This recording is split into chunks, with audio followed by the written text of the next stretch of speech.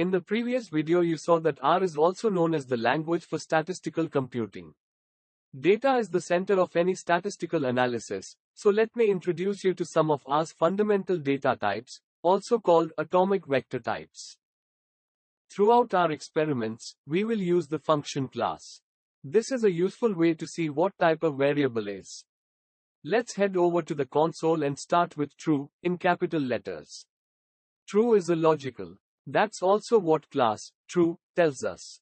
Logicals are so-called Boolean values, and can be either true or false.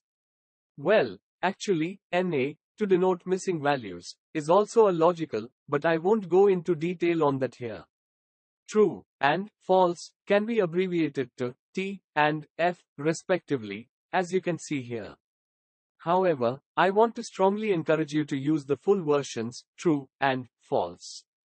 Next, let's experiment with numbers.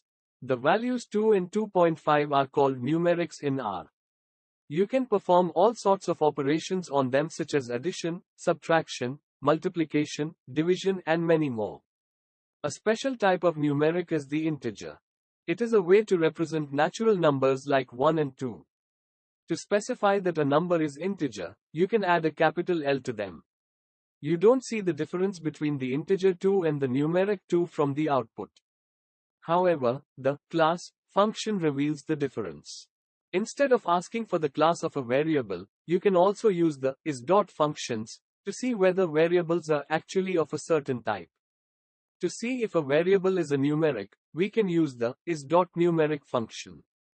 It appears that both are numerics. To see if a variable is integer, we can use is.integer. This shows us that integers are numerics, but that not all numerics are integers, so there's some kind of type hierarchy going on here. Last but not least, there's the character string. The class of this type of object is character.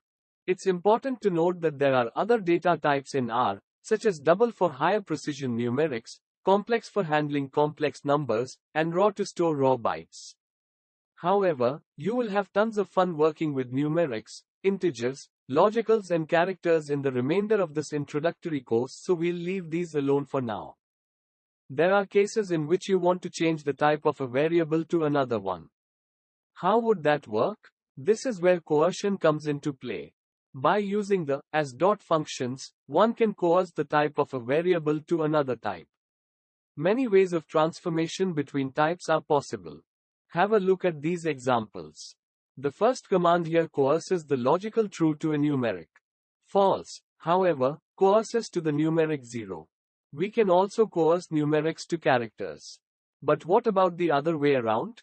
Can you also coerce characters to numerics?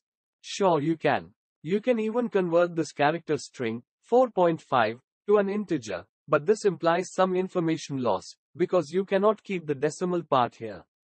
But beware, coercion, as in converting data types, is not always possible. Let's try to convert the character, hello, to a numeric. This conversion outputs an NA, a missing value. R doesn't understand how to transform hello into a numeric, and decides to return a not available instead. You already have the essentials on what R is, how to use its basic features and what are the most important data types you will encounter in your R quest. Now head over to the exercises and I'll see you in the next chapter. If this video helped you out in any way, please make sure to like and subscribe for more videos. Also, click on the screen right now to watch another video, just like this one with some tips and tricks to help you level up. If you have any questions or suggestions, then you may ask in the comments section below. I'll see you guys in the next video. Thanks for watching.